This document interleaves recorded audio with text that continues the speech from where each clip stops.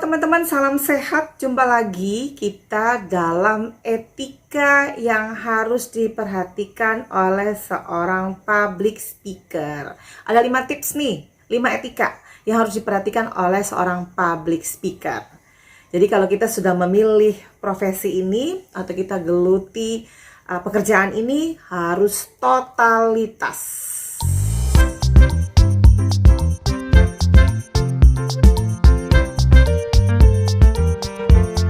Oke, yang pertama teman-teman, ini pengalaman Ian. Yang pertama itu adalah harus ramah, sopan, dan anggun. Oke, kalau mau dibilang, saya kan backgroundnya, saya kan tomboy. Boleh, tomboy tidak ada masalah untuk menggeluti profesi sebagai seorang public speaker. Untuk membawakan public speaking. Siapapun bisa. Namun, harus bisa menyesuaikan diri. Di saat Anda tampil di depan membawakan public speaking, di situ penuh dengan tata krama, etika, dan lain sebagainya, anggunlah Anda. Tidak ada salahnya. Mau setomboy apapun, sesuaikan dengan suasana. Karena penampilan kita yang anggun, itu menjadi nilai plus bagi Anda sebagai seorang public speaker. Jangan lupa, ramah dan sopan. Itu kunci mati.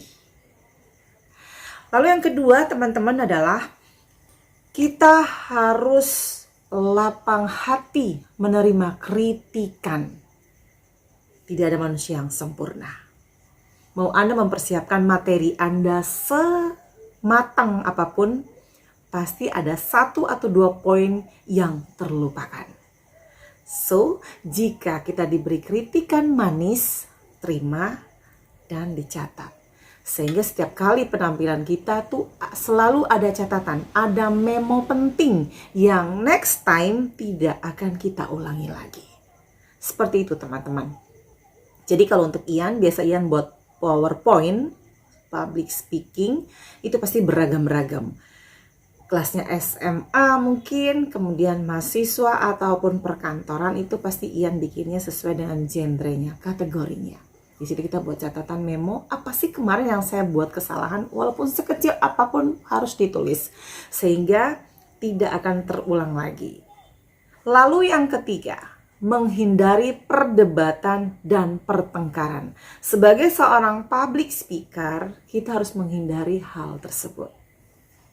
Tidak penting untuk berdebat, apalagi sampai bertengkar. Karena itu akan meninggalkan kenangan sampai kapanpun dalam memori setiap orang yang hadir saat itu menjadi tidak simpatik terhadap Anda. Karena tugas Anda bukan berdebat ataupun bertengkar. Anda yang menyampaikan materi-materi yang sangat indah, penuh dengan motivasi. Di situ ada etika, tata cara, tata krama, kemudian alangkah baiknya Anda menyampaikan akhlak, sopan santun, dan lain sebagainya. Jadi hindari perdebatan dan pertengkaran. Jika ada yang ingin berdebat dengan Anda, mungkin paling bagus itu selesai acara semua, lalu tanyakan maunya dia apa. Jadi tidak perlu berdebat di depan banyak orang. Karena setiap orang itu nanti akan terganggu. Karena setiap orang itu membutuhkannya berbeda-beda. Ada yang senang dengan Anda menyampaikan dan kena di hatinya. Ada yang kurang pas dan kurang puas. Nah itu nanti akan mengajak Anda untuk berdebat. Sisihkan satu timing ya atau waktu agar Anda bisa memuaskan keinginan dia, ya rasa penasaran dia tentang materi yang Anda sampaikan. Ya, face to face akan selesai dengan tuntas dan dia pun puas dan Anda juga bahagia telah menyampaikan sesuatu hal yang bermanfaat bagi dirinya.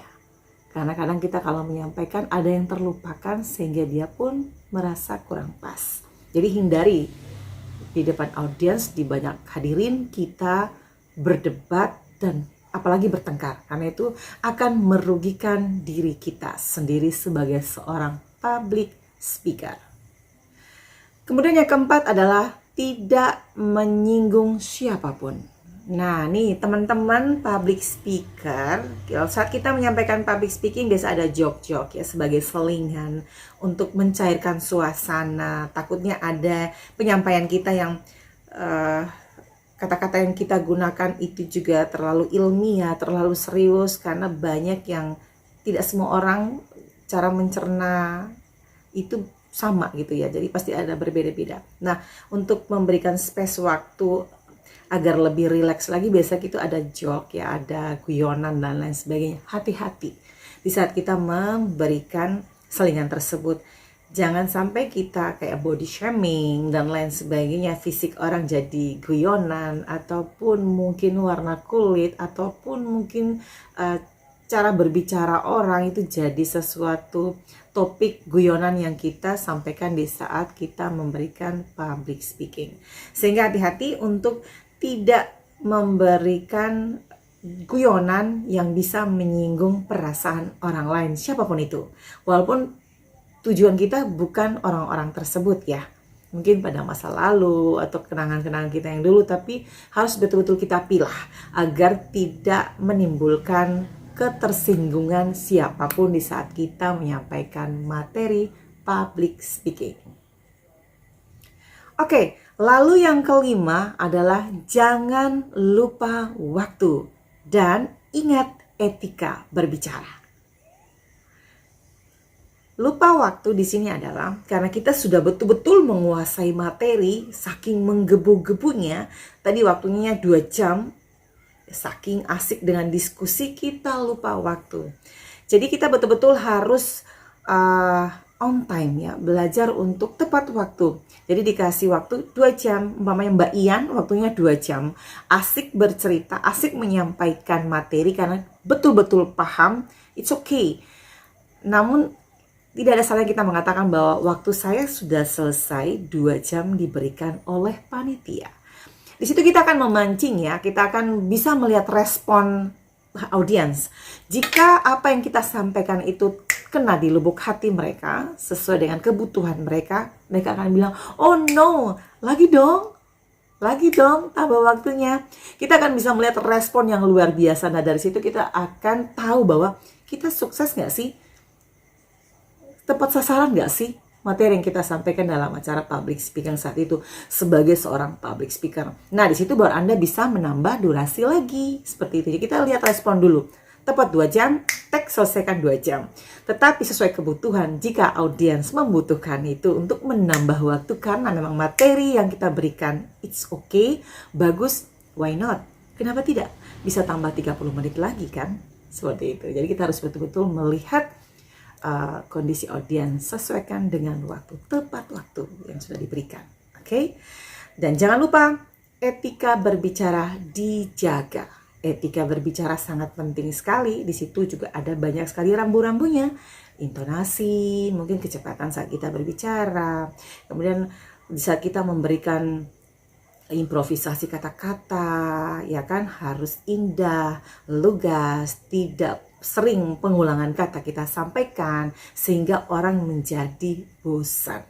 Jadi etika berbicara itu juga harus kita perhatikan di saat berdiri, di saat kita tanya jawab dengan seseorang, mungkin kita tatap matanya atau kita betul-betul concern dengan apa yang sedang dia sampaikan, keluh kesahnya ataupun pengalaman-pengalaman dia yang dia sampaikan kepada kita. Dan dia juga membutuhkan nutrisi, motivasi terbaik dari kita sebagai seorang public speaker. Yes. Jadi sukses ya buat teman-teman sebagai seorang public speaker dalam membawakan public speaking. Semoga bermanfaat tentunya. Terus berbagi karena dunia ini indah, edukasi patut untuk disebarkan. Teman-teman, sampai di sini ya berbagi Ian Asmara dalam 5 etika di saat kita membawakan public speaking sebagai seorang public speaker. Terus bermanfaat bagi orang lain dan wajib untuk sama-sama belajar, terus belajar dan profesional lah di bidangmu masing-masing. Ian Asmara, bye-bye. Thank you.